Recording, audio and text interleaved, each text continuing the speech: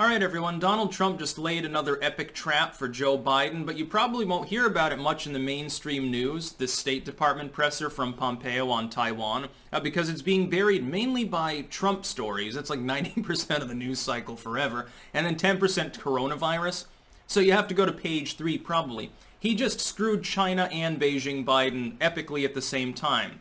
Pompeo came out and decided to command that the self-imposed restrictions on U.S.-Taiwan trade, they go bye-bye. Trade relations have now been normalized. This is half a step towards recognizing sovereignty.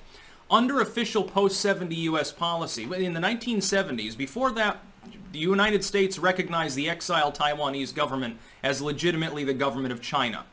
In the 1970s, we reversed course partially for economic reasons and partially strategic ones. Number one, we wanted Chinese goods. Number two, we were hoping that if we bought Chinese goods and pumped money into the country, people would start thinking more happily about capitalism. If they didn't see us as an enemy, they would westernize. They partially did, but they kept the authoritarianism. The communism is now just in name, but the brutalist tyranny, it definitely remains. Actually, we made China 10 times more dangerous by opening up. We should have continued to blockade them. Anyway, as per that official policy, the U.S. doesn't even recognize Taiwan as a fully functioning state.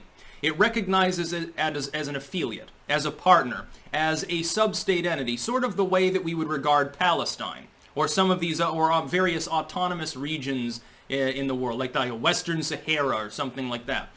You maintain a less formal diplomatic presence because to fully recognize them would piss off a more important ally, or a more important trade partner. This is a goddamn landmine in Beijing Biden's way. Why? Half the population is convinced that Beijing Biden is controlled by Beijing. I happen to be part of that half of the population. I think it's explicit and I think that it's very, very transparent. I think it's obvious that Beijing Biden and the people around him are controlled by globalism.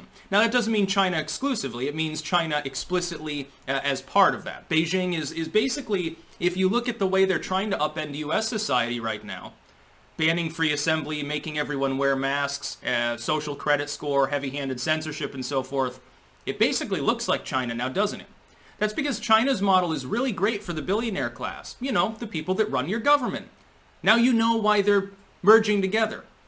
Donald Trump, therefore, I think he is a patriot. I think he genuinely worries about the United States that he grew up in and got successful in and therefore I think feels some sort of love for. I think he is genuinely worried that it's going to fall to communism. Now, it's not puristic communism in the sense of Joseph Stalin or Chairman Mao or something. China's not been like that since the 1980s with their counter-revolutionary activities then. The Gang of Four and shit like that. And later Tiananmen Square and liberal uprisings. Trust me, there's more stress in China than you see on the surface. They're just really good at propaganda. I think he's worried enough so that he's doing all he can to make Beijing Biden a lame duck as quickly as possible. He's trying to cripple him. This means that Beijing Biden already, in order to listen to his generals and advisors, he has to re-invade Syria. That's not going to go over well.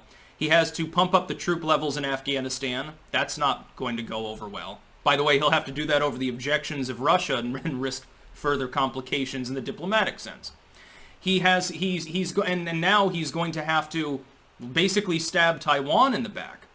Well, that sort of precedent is not lifted unceremoniously and without thought. Trump knows exactly what he's doing. I support him, by the way, in this decision. Essentially, this is a half step from recognizing Taiwan. The U.S. hasn't done that in a while. Since the 1970s, with its policies towards the Soviet Union and China, détente and all these things.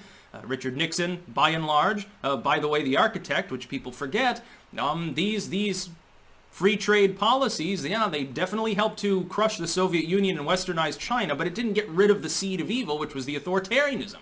The problem wasn't the the belief in a communal community. That in and of itself is not technically tyranny at all. If people have gotten together and said, well, we want the workers to own everything, that in and of itself it is neither tyrannical nor libertarian. The authoritarianism is separate. It's partially cultural. It's partially because the history of China is a long lineage of revolution and counter-revolution and royals and empire building and stuff like that. It's not the same as like the foundation of the U.S. by people who are trying to literally get away from that old world mentality. It's different. It's very newly minted as far as having even a fake representative government governed by a one-party system. Even that's a fairly new advent in Chinese politics. It's from, the last century, essentially. Trump has just laid an epic trap. It'll probably work. So link in the description, you can see the State Department's presser there, Pompeo, coming out and saying essentially trade is normalized.